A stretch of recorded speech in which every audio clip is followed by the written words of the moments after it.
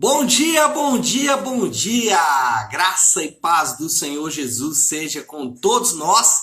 Uma ótima sexta-feira para todos.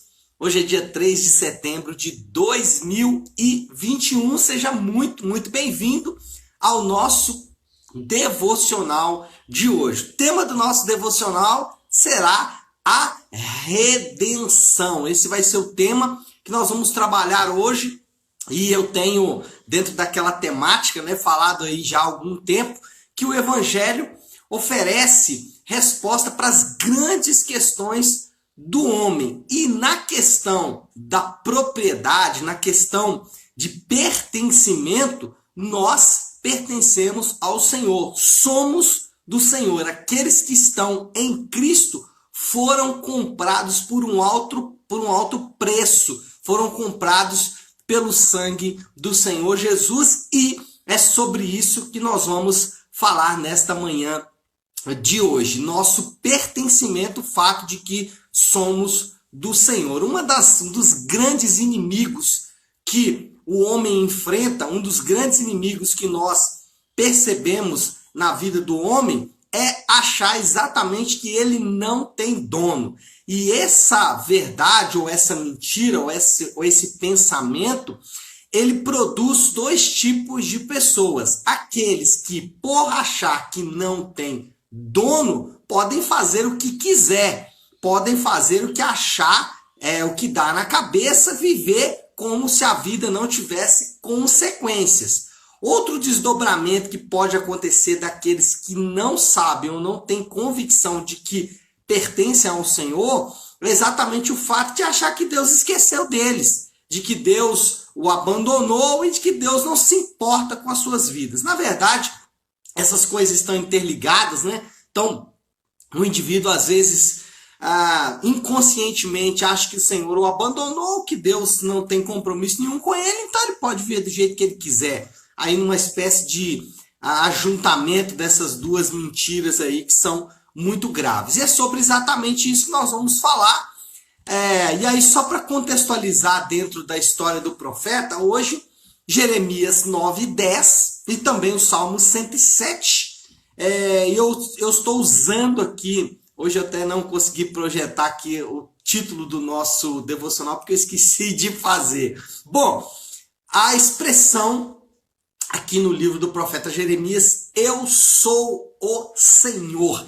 E essa expressão, eu sou o Senhor, nós hoje, atualmente, no mundo moderno, nós perdemos um pouco o valor que tem nessa expressão. Quando Deus diz, eu sou o Senhor, ele está dizendo, eu sou o dono. O Senhor é o dono, Kyrios, no grego, a expressão que era usada para se referir ao imperador, o Kyrios, o grande senhor do Império Romano. Essa expressão grega Kyrios, ou a expressão senhor, ela dá a ideia exatamente de um proprietário, de um dono. Bom, Jeremias 9:10, lembra que Jeremias ele está na porta do templo. Deus o colocou ali exatamente na entrada do templo, onde as pessoas chegavam para cultuar ao Senhor, e ali na porta do templo ele continua com a sua profecia. E o fato é que o profeta não alivia, o profeta continua derramando as suas advertências, e as advertências do profeta, óbvio, vindas da parte do Senhor, são de fato catastróficas. E aí, já para introduzir aqui a catástrofe, já para introduzir aqui o problema, eu quero ler Jeremias 9, 21 e 22. Inclusive aqui, nesse texto, surge uma figura muito importante dentro do imaginário popular, nosso, surge exatamente nesse texto aqui. Olha comigo, Jeremias 9, 21, diz assim, a morte subiu e penetrou pelas nossas janelas. Lembra aquela figura da morte meio que esgueirando, assim como se fosse uma fumaça chegando ali, preta, escura? Então, essa imagem surge disso aqui, desse versículo. A morte subiu e penetrou pelas nossas janelas. invadiu as nossas fortalezas, olha, invadiu as nossas fortalezas. Quer dizer, Invadir fortaleza não é algo fácil, mas como a morte era como uma fumaça, para a morte ficou fácil. Ele continua dizendo: invadiu as nossas fortalezas, eliminando das ruas as crianças e da praça os rapazes. Versículo 22. Diga: assim declara o Senhor. Olha só o que Deus diz: cadáveres ficarão estirados como esterco. Interessante, né? Deus falar uma coisa dessa. Normalmente, né? Deus, na nossa cabeça, fala outras coisas, né? Mas olha só o que ele diz: cadáveres ficarão estirados como esterco em campo aberto. Agora preste atenção. Como o trigo deixado para trás pelo ceifeiro. Como o trigo deixado para trás como ceifeiro, sem que ninguém o ajunte. Lembra daquela figura da morte como um ceifeiro, né? Aquele roupa preta, um capuz na cabeça e uma foice na mão, né? Aquela figura exatamente do ceifeiro, daquele que vem para ceifar, para tirar a vida, né? Essa figura do ceifeiro, da morte como ceifeiro, né? Aquela foice na mão, surge exatamente desse texto. Então, essas são as palavras de Deus, catastróficas, né? A morte vai vir forte e tal. Em meio a essas palavras que nós não temos a menor dúvida que são palavras de juízo, Deus vai deixar ali. Eu usei a expressão pepita de ouro, mas eu não quero nem usar essa expressão pepita de ouro, não. Eu tenho uma certa resistência com essa questão de chave, né, que abre e tal, mas acho que hoje essa expressão ela vai se encaixar bem aqui. Deus deixa como um raio de luz ali, né? Como algo que se abre assim, como uma caixa que se abre, iluminando todo o ambiente, o versículo 23 e o 24. Lembra que o 21 e 22 aqui do capítulo 9, catástrofe, né? A morte como um ceifeiro. Agora, olha o versículo 23 e 24. Assim diz o Senhor, começa dizendo Deus: não se glorie o sábio em sua sabedoria, nem o forte em sua força, nem o rico em sua riqueza. Mas quem se gloriar, glorie-se nisto. Em quê? Em compreender-me e conhecer-me, pois eu sou o Senhor, eu sou o Redentor, eu sou o dono, eu sou aquele proprietário de vocês. Então, em meio a essa catástrofe, abre-se um mundo de esperança, abre-se um raio de luz, porque Deus diz: olha, já que vocês querem se gloriar, glorie-se no fato de que eu sou o Senhor, glorie-se no fato de que eu sou o Redentor, glorie-se no fato de que eu vou trazer de volta a esperança. E aí ele continua dizendo: pois eu sou o Senhor e ajo com lealdade, com justiça e com retidão sobre a terra, pois é dessas coisas que me agrado. Então, Deus vai dizer: eu sou o Redentor, dessas coisas eu me agrado. E aí, nós podemos aqui perceber o que a redenção nos traz. Esse texto nos ajuda a entender o fato de que Deus é o nosso proprietário e o que isso vai desencadear na nossa própria vida. Primeiro, ele começa dizendo que não se glorie o sábio na sua sabedoria, nem o forte na força, nem o rico na riqueza. Olha só que interessante, o sábio, se há alguma coisa que é boa na vida dele, é sabedoria. O forte, o que o forte tem de bom? A força. O que o rico tem de bom? A sua riqueza. Então Deus está dizendo: olha, aquilo que você tem de bom, né, que você acha que é bom, não se apoie nessas coisas. Então a primeira coisa que a redenção nos traz, o fato de que Deus é o nosso proprietário, nós abandonamos as falsas esperanças. E quando Deus nos diz para abandonar as falsas esperanças, Deus não está dizendo que o sábio vai deixar de ser sábio, que o forte vai deixar de ser forte, que o rico vai deixar de ser rico.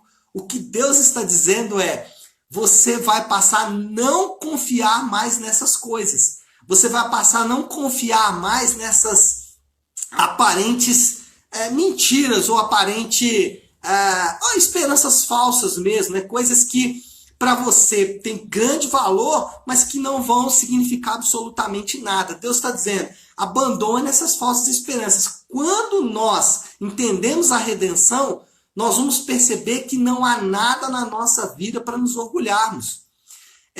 Preste atenção no que eu vou dizer agora, e aí isso aqui é fundamental para entender a redenção. O que há de mais valioso foi nos dado na cruz do Calvário. Se há alguma coisa para nos orgulharmos, é o fato de que Deus morre a nossa morte. Então, a primeira coisa, abandone as falsas esperanças. A segunda realidade que a redenção nos traz é que nós conhecemos melhor o Senhor. O versículo 24, na parte A, fala assim: mas quem se gloriar, glorie-se nisto, em compreender-me e conhecer-me. Uau! Uma das grandes bênçãos da redenção, uma das grandes chaves da redenção, que de fato abre-se o nosso entendimento, é o fato de que nós conhecemos a Deus. Preste atenção. Aqui o texto não está dizendo que nós vamos ficar conhecendo, não. A questão não é ficar conhecendo, não. Isso de fato acontece.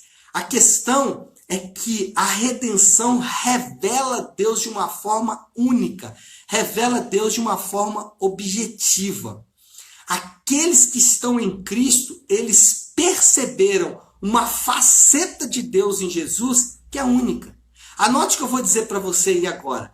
Jesus é a expressão máxima do ser de Deus. Conhece Jesus? Conhece Deus. A redenção, ela é uma grande chave porque ela abre um conhecimento de Deus único. Ela abre uma revelação de Deus específica. Deus é o nosso dono. Em Jesus, as coisas mais valiosas que o homem tem deixam de ter valor. O forte não dá mais valor à sua força. O rico não dá mais valor à sua riqueza. O sábio esquece a sua sabedoria. O sábio começa a entender que há algo maior. Então, a redenção, ela é maravilhosa porque conhecemos Deus de uma forma única, exclusiva, objetiva, definitiva. Conhecemos uma faceta única de Deus. Então, Jesus é a expressão máxima do ser de Deus. E quem é redimido conhece essa faceta de Deus. Terceiro lugar, a redenção nos faz acessar alguns atributos únicos de Deus. Qual? Lealdade, justiça e retidão. É o que ele diz na parte final do texto. Pois eu sou o Senhor, ajo com lealdade, com justiça e com retidão. Você lembra que nós temos acesso ao trono da graça? Lembra dessa expressão muito usada e muito falada até no nosso meio, lá de Hebreus, que em Jesus nós temos acesso ao trono da graça? Mas o que é esse acesso ao trono da graça? Nós vamos acessar alguns atributos de Deus que são muito específicos. Por exemplo, quando acessamos o trono da graça, nós somos justos, mas não por nossos méritos, porque Deus infunde a justiça de Cristo em nós. Quando nós acessamos o trono da graça, nós acessamos a lealdade de Deus. Nós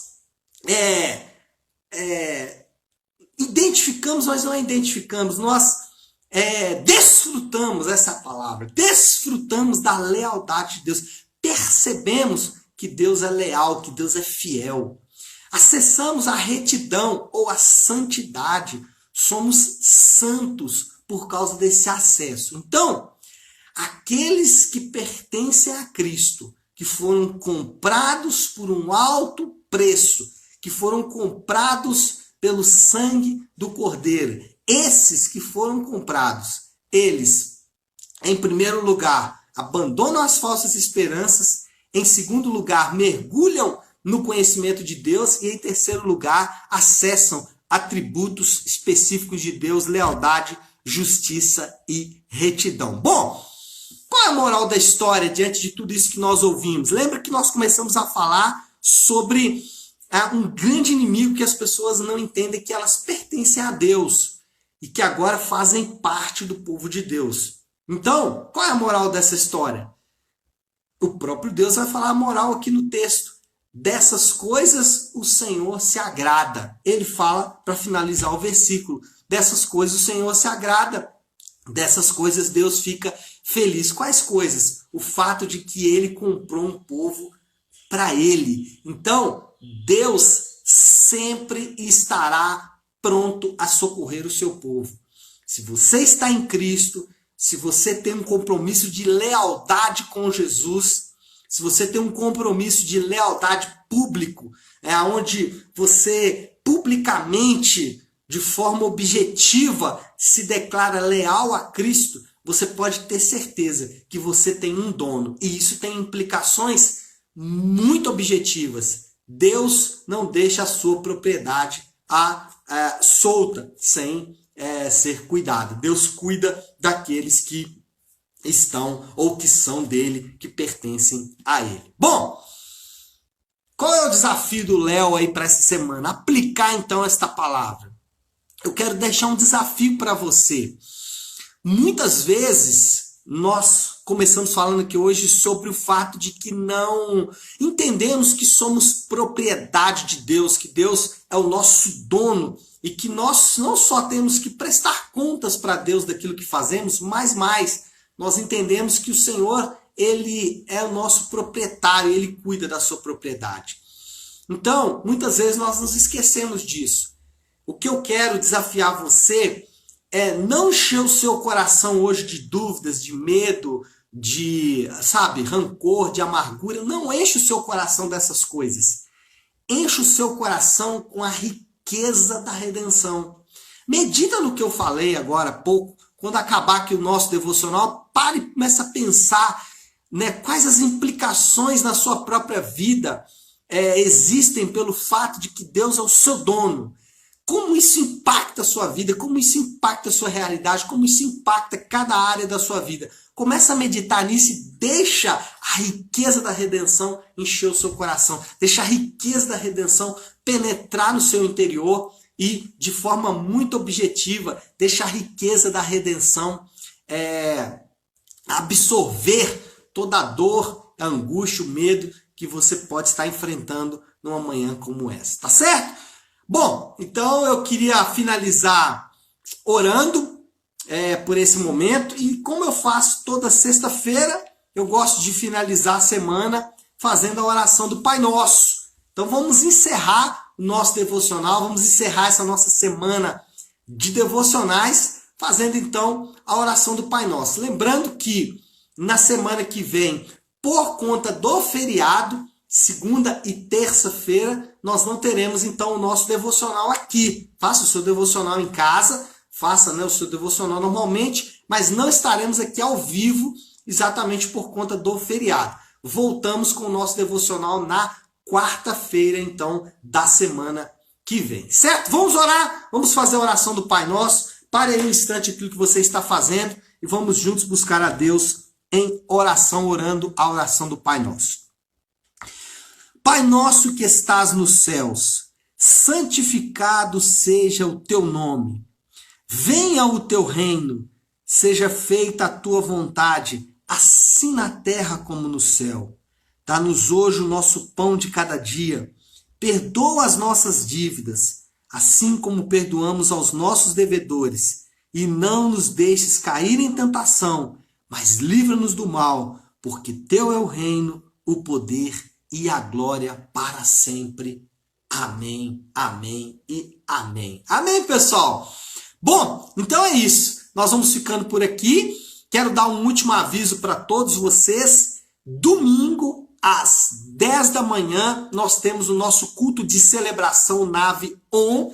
Então, no domingo, nós vamos ter o nosso culto normal, às 10 horas da manhã. Você é meu convidado especial. Domingo eu vou falar de um assunto muito legal, vou falar sobre o culto, o culto cristão, vou falar da forma e do conteúdo.